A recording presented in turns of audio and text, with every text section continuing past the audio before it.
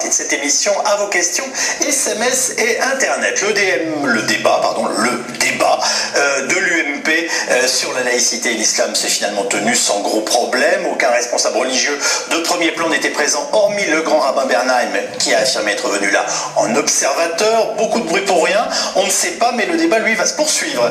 Prochaine étape, courant juin, pour une résolution à l'Assemblée nationale. Nous avons donc intitulé cette émission Laïcité, ça n'est pas fini, et voici les invités qui ont accepté d'y participer en direct comme chaque soir. Christophe Barbier est directeur de la rédaction de l'Express, dont je rappelle la nouvelle formule. Votre édito vidéo du jour sur le site du journal est intitulé Laïcité, le débat continue, et je précise que vous avez assisté hier à la convention de l'UMP. Olivier Bobineau est sociologue des religions, vous êtes chercheur au sein du groupe Société, Religion et Laïcité au laboratoire EPHE-CNRS.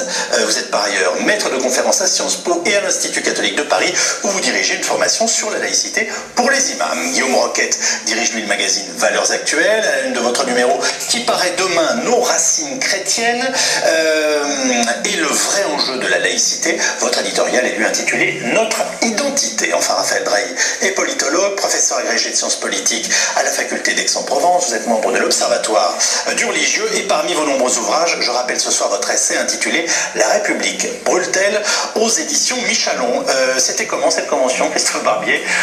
C'était un peu étrange. D'abord, c'est toujours étrange de se retrouver entre des religieux et des politiques en tant que journaliste, même si je pense qu'il était nécessaire de venir porter la voix de l'Express, et en l'occurrence de nos internautes, dans ce débat intéressant. C'était un débat organisé sous l'égide d'un parti politique, mais ouvert à tous, avec notamment beaucoup de journalistes. Et puis c'est un débat où on sentait que tout le monde marchait sur des œufs.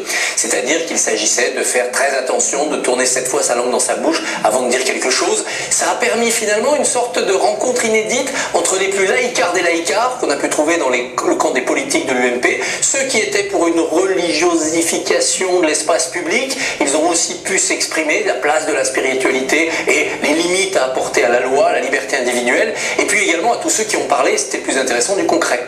Comment on fait pour régler des problèmes concrets? Un lieu de culte qui manque, un problème qui se pose à l'école, un problème qui se pose dans un service public. Comment on fait quand on est un élu, un religieux, un acteur de la chose publique pour régler cela? Mais après les 3 heures, c'était ouf, c'est fini, ça y est, hop, on n'en parle plus, on passe à autre chose, ou C'était pas ouf, c'est fini, c'était plutôt, et c'était palpable du côté de l'UMP. Pardonnez-moi, pour la formation politique qu'il a organisée, ça s'est fait dans des conditions, enfin quand même extrêmement brutales pour cette formation elle-même, vu les dissensions que ça a généré au sein de l'UMP. Ça montre, puisque ce débat a fracturé l'UMP, puisque ce débat a valu à l'UMP des critiques virulentes de la gauche, ça montre à quel point le thème est important. Le thème est important puisque nous ne sommes pas d'accord sur ce thème. C'est donc bien qu'il faut en parler vite, parce que la campagne présidentielle va nous amener ensuite sur le chômage et autres thèmes sociaux. Donc ça justifiait le débat. Le PS avait bien senti, puisque dès le mois de décembre, ils ont fait un congrès, une sorte de convention aussi, un séminaire sur ce thème. Les radicaux de gauche, qui sont les gardiens du temple, si j'ose dire, en matière de laïcité, l'ont senti aussi, puisque le 16 avril, ils font une réunion importante à Paris avec des intervenants pour réfléchir aussi à la laïcité et à l'identité républicaine. Donc on voit bien que c'est un débat qui est incandescent. C'était pas ouf, c'est fini. C'était ouf, ça s'est bien passé. Il n'y a pas eu de débordement, il n'y a pas eu d'engueulade, il n'y a pas eu de déchirure. Personne a, comme le patron du temple de Jérusalem, déchiré sa robe pour protester. Donc de ce côté-là, il y avait en effet un soulagement de la part de l'UMP. Ce qui est palpable, c'est que l'UMP, dans une période de désorientation stratégique totale, ne savent plus que faire avec les électeurs. Évidemment, ce débat-là l'a aggravé. Est-ce que vous avez entendu des choses intéressantes? Autrement dit, je vous pose la question, c'est est-ce que vous pensez que ça a servi à quelque chose? Oui, moi j'ai entendu des choses intéressantes. Et qui en rend compte, entre guillemets, on va dire, normalement, quitte à contester par ailleurs ce débat, ce qui est encore autre chose. J'ai entendu et vu des choses intéressantes. J'ai vu par exemple un gros ouvrage réalisé par l'épiscopat français avec des juristes qui est en fait à l'intérieur de l'Église le code de la laïcité. Que veut faire Jean-François Copé? Que veut faire l'UMP?